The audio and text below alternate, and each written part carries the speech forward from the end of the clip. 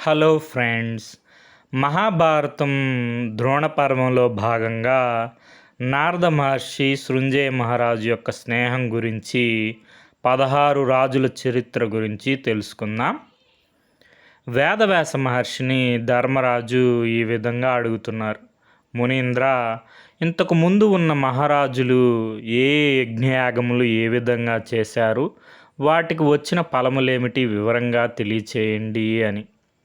ధర్మరాజు మనస్సులో మాట గ్రహించిన వ్యాస మహర్షి ఈ విధంగా చెప్పసాగారు: ధర్మరాజా, నీ కుమారుడు అభిమన్యుడు కూడా పూర్వపు మహారాజులు వంటివాడే, కాబట్టి అభిమన్యునికి కూడా ఎలాంటి పుణ్యలోకాలు లభిస్తాయో అని ఆలోచిస్తున్నావు కదా అని అన్నాడు. మహాత్మా, మీ దివ్య చిత్తమునకు తెలియనిది ఏమున్నది, దానిని గురించి వినగోరుతున్నాను అని అన్నాడు ధర్మరాజు. అప్పుడు వ్యాస మహర్షి ఈ విధంగా చెప్పసాగారు: ఎన్నో యజ్ఞయాగములు చేసినవారు, తపస్సు చేసినవారు, దాన ధర్మములు చేసినవారు, ఉదాత్తమైన సద్గుణములు కలవారు తాము మరణించిన తరువాత పుణ్యలోకములు పొంది సుఖములు అనుభవిస్తారు. కానీ నిస్వార్థంగా యుద్ధం చేసి వీరమరణం పొందిన అభిమన్యులు లాంటి వీరులు అంతకంటే ఉన్నతమైన పుణ్యలోకములలో సుఖించగలరు. అదీ కాకుండా మహితాత్ములైన మహారాజులు చేసిన యజ్ఞయాగాదుల గురించి, వారునర్చిన కర్మానుష్ఠానం గురించి తెలుసుకోవాలనుకుంటున్నావు కదా. నీ మనస్సు ఉపశమించినట్లు చెప్పెదను వినుము అని వేదవ్యాస మహర్షి ధర్మరాజుకు సృంజయ మహారాజు యొక్క వృత్తాంతాన్ని చెప్తున్నారు. పూర్వము ఈ భూమిని సృంజయుడు అనే రాజు పరిపాలిస్తూ ఉండేవారు. అతనికి సంతానం లేదు. సంతానం కొరకు అతను బ్రాహ్మణులకు ఎల్లప్పుడూ పూజలు చేస్తూ ఉండేవాడు. అతనికి నారద మహర్షి ప్రియమిత్రుడు. అందువల్ల నారద మహర్షి సృంజయ మహారాజు వద్దకు పలుమార్లు వస్తూ ఉండేవాడు. ఒకరోజు అక్కడ ఉన్న బ్రాహ్మణులు అందరూ కలిసి సృంజయ మహారాజు కోరిక తీర్చమని నారద మహర్షిని ప్రార్థించారు. అప్పుడు నారద మహర్షి సృంజయ మహారాజు వద్దకు పోయి, మిత్రమా, నీ మనస్సులో ఉన్న కోరిక ఏమిటి, నాకు ఇంతకాలం ఎందుకు చెప్పలేదు అని అడిగాడు.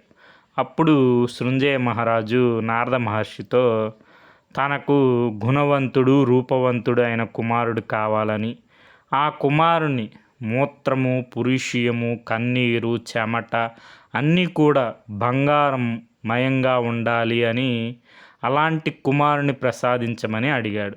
నారద మహర్షి నవ్వి సృంజయ మహారాజుకు అలాంటి వరం ప్రసాదించాడు.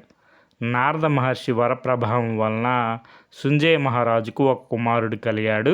అతనికి సువర్ణాష్టవి అనే పేరు పెట్టి అల్లారు ముద్దుగా పెంచుకుంటున్నాడు సృంజయ మహారాజు. ఆ కుమారుని వలన అతని ఇంటిలో బంగారం దినదినాభివృద్ధి కలుగుతూ ఉంది. అతని ఇంటిలోని ప్రతి వస్తువు బంగారుమయం అయింది. పడుకునే మంచం, కూర్చునే ఆసనం, ఇండ్లు, ప్రాకారములు మొదలగు సమస్త వస్తువులు బంగారుమయం అయ్యాయి. ఇది చూసిన కొంతమంది దొంగలు ఒకరోజు సృంజయుని కుమారుడైనటువంటి సువర్ణాష్టవిని అపహరించుకొని పోయారు. ఒక అరణ్యంలోకి పారిపోయి అక్కడ ఆ కుమారుని చంపి పొట్టను చీల్చి చూశారు. కానీ వారికి అక్కడ బంగారం కనపడలేదు. ఆ శవంను అక్కడ పడవేసి వెళ్ళిపోయారు. కానీ వారు చేసిన హత్య వారిని వెంటాడింది. వారిలో వారికి తగాదాలు వచ్చాయి. వారిలో వారు కొట్టుకొని మరణించారు. సృంజయ మహారాజు కూడా తన కుమారుడు కనపడకపోవడంతో అతని కోసం వెతికి వెతికి అడవిలో అతని మృతదేహం చూసి అతనికి అంత్యక్రియలు చేశాడు. అప్పటి నుండి తీరని శోకంతో పరితపిస్తూ ఉన్నాడు. అప్పుడు నారద మహర్షి సృంజయ మహారాజు వద్దకు వచ్చాడు. సృంజయ, పోయిన వారి గురించి ఏడిస్తే వారు తిరిగి వస్తారా? ఈ ప్రకారం ఏడుస్తూ ఉంటే నీ ప్రాణాలు కూడా నిన్ను విడిచిపెట్టిపోతాయి. కాబట్టి శోకించడం మాను. నీకు నాకు ఉన్న స్నేహం వలన నీకు కొన్ని మంచి మాటలు చెప్తాను విను. పూర్వకాలమున మరుత్తు అనే మహారాజు ఎన్నో యజ్ఞయాగములు చేశాడు. బంగారము, వెండి వస్త్రములు దానం చేశాడు. అమితమైన కీర్తి గడించాడు. కానీ ఆ మరుత్తు ఈనాడు ఉన్నాడా? కాలగర్భంలో కలిసిపోలేదా? సుహోత్రుడు అనే మహారాజు అనేక పూజలు వ్రతాలు చేశాడు. ఎన్నో దాన ధర్మాలు చేశాడు. అనేక అశ్వమేధ యాగాలు చేశాడు. కానీ అతను కూడా మరణించాడు. కానీ ఇక్కడే శాశ్వతంగా ఉండిపోలేదు. అంగుడు అనే మహారాజు ఎన్నో రత్నములు, మణులు, మాణిక్యములు బ్రాహ్మణులకు దానం చేశాడు. అతను కూడా పరలోకం చేరుకున్నాడు. ఇంకా శిబి చక్రవర్తి కథ నీకు తెలుసు కదా. అతని రథము 7 దీవుల్లో తిరిగింది. అతడు ధనం కొరకు తన ప్రజలను ఎప్పుడూ అడగలేదు. అతడు పరమేశ్వరుడు ఇచ్చిన ధనంతో ఎన్నో అశ్వమేధములు ఆచరించాడు. లెక్కలేనన్ని గోవులు బ్రాహ్మణులకు దానం చేశాడు. అతను కూడా నేడు లేడు కదా. మరి శ్రీరాముని చరిత్ర నీకు తెలిసిందే. చిన్నతనంలోనే రాక్షస సంహారం గావించి లోకకంటకుడైన దశకంఠుని చంపి అయోధ్యను జనరంజకంగా పాలించిన ఆ దశరథ రాముడు పరలోకం చేరలేదా? ఇక్కడే ఉన్నాడా? భగీరథుడు గంగను భూమి మీదకు తీసుకొని వచ్చాడు. ఎన్నో యజ్ఞయాగాలు చేశాడు. ఎన్నో దాన ధర్మాలు చేశాడు. అతను కూడా పరలోకగతుడయ్యాడు కదా. ఇంకా దిలీప మహారాజు, అతను చేసిన క్రతువుల్లో మేనక, విశ్వసుడు మొదలగు గంధర్వులు స్వయంగా పాల్గొన్నారు. ఎంతోమంది దేవఋషులు కూడా వచ్చారు. ఎన్నో దాన ధర్మాలు చేశాడు. అతను చేసిన 100వ అశ్వమేధ యాగంకి ఇంద్రుడు వచ్చి యాగాశ్వం తీసుకున్నాడు. మరి అంతటి దిలీప మహారాజు ఇక్కడే ఉండిపోయాడా? స్వర్గధామను చేరుకోలేదా? తరువాత మాందాత మహిమలు నేను చెప్పపని లేదు కదా. 12 రోజులు శిశువుగా ఉండగా ఇంద్రుని బొటనవేలు నుండి స్రవించే అమృతధారలు తాగి పెరిగిన మహానుభావుడు 12వ ఏటనే సామ్రాజ్యాధీశుడు అయ్యాడు. ఈ భూమినంతా ఏలాడు. కాలం తీరిన తర్వాత అతను ఒక్క క్షణమైన ఈ ప్రపంచంలో ఉన్నాడా చెప్పు. యయాతి మహారాజు దేవాసుర యుద్ధంలో ఇంద్రుడికి తోడుగా ఉండి తన జీవితం అంతా ధారపోశాడు. మనుషుల్లో వర్ణాశ్రమ ధర్మాలను ఏర్పరిచాడు. ఈ భూమినంతా పాలించాడు. అగ్నోష్టము, అశ్వమేధము, వాచిపాయము, అతిరాత్రము, పౌండ్రీకము మొదలగు యజ్ఞములు చేసి కీర్తి గడించిన యయాతి పరలోకం చేరుకొనలేదా? ఇక్కడ నేడు లేడు కదా.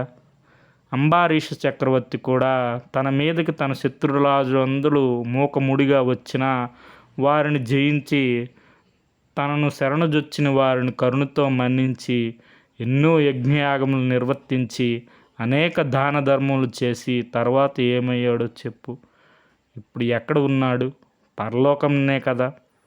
శశిబిందు మహారాజుకు 1,00,000 మంది భార్యలు, ఒక్కొక్క భార్యకు 1000 మంది కుమారులు. వారు కూడా మహాపరాక్రమవంతులు. అనేక అశ్వమేధ యాగములు చేశాడు. ఎన్నో దాన ధర్మాలు చేశాడు. అతను ఏమన్నా సశరీరంగా ఇక్కడే ఉన్నాడా? పరలోకంకి ఏగలేదా? ఇంకా గయ మహారాజు ఘోరమైన తపస్సు చేసి అగ్నిదేవుని ప్రసన్నం చేసుకున్నాడు. అతని అనుగ్రహం వలన శమము, ధమము, బ్రహ్మచర్యము, సౌశల్యము, పాండిత్యము, అహింస, దాన ధర్మములు మొదలగు సద్గుణాలతో విరాజిల్లాడు. 36 యోజములు వేదికను ఏర్పరిచి దాని మీద ఒక మహాయజ్ఞాన్ని నిర్వర్తించాడు. బ్రాహ్మణులకు ఎన్నో దాన ధర్మాలు చేశాడు. గయాక్షేత్రంలో అతని పేరు ఒక పెద్ద మర్రి చెట్టు ఉంది. అటువంటి మహానుభావుడు గయా మహారాజు మరణించలేదా?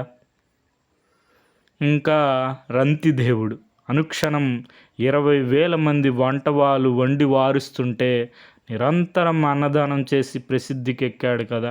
సాత్రయాగం చేశాడు. అటువంటి రంతిదేవునికి పరలోక యాత్ర తప్పలేదు కదా. ఇంకా భరతుడు చిన్నతనంలోనే కూర ముగములు మచ్చిక చేసుకొని వాటి మీద కన్వాశ్రమంలో విహరించిన మహాపరాక్రమవంతుడు. ఈ భరత భూమిని ఏకచక్రాధిపత్యంగా పరిపాలించాడు. గంగా, యమున, సరస్వతి నదీ తీరంలో అనేక యజ్ఞయాగములు చేశాడు. గజ, తురగ రథములను ప్రీతితో బ్రాహ్మణులకు దానం చేశాడు. అటువంటి భరతుడు నేడు లేడు కదా. తన కాలం తీరగానే వెళ్ళిపోయాడు కదా. ఇంకా పృథు చక్రవర్తి ఎగుడు దిగుడుగా ఉంటూ రథములు తిరగడానికి అవరోధం కలిగించుచున్న పృథ్వీని చదును చేసిన మహారాజు పృథు చక్రవర్తి. అతని పేరునే భూమికి పృథ్వీ అనే పేరు వచ్చింది. అతను చేసిన యజ్ఞయాగములు లెక్కలేదు. తన ప్రజలను కన్న బిడ్డల వలె పాలించాడు. ఈ భూమినంతను బ్రాహ్మణులకు దానమిచ్చి ఖ్యాతిగాంచాడు. మరి అతని శరీరం సుస్థిరముగా నిలిచిపోయిందా? అతని కీర్తి మాత్రం నిలిచిపోయింది. కానీ బ్రాహ్మణుల మీద ద్వేషంతో తన తండ్రి జమదగ్ని చంపిన కార్తవీర్యార్జుని చంపి 21 సార్లు క్షత్రియుల మీద దండెత్తి క్షత్రియ వంశ నిర్మూలన చేసిన భార్గవరాముడు, ఈ భూమినంతను తానే ఏలినవాడు, ఎన్నో యజ్ఞములు యాగములు నిర్వర్తించినవాడు ఆ పరశురాముడు ఇప్పుడు బతికిలేడు కదా. అలాంటి వారికే మృత్యువు అనివార్యమైనప్పుడు ఇంకా సామాన్య మానవుల మాట చెప్పవలెనా?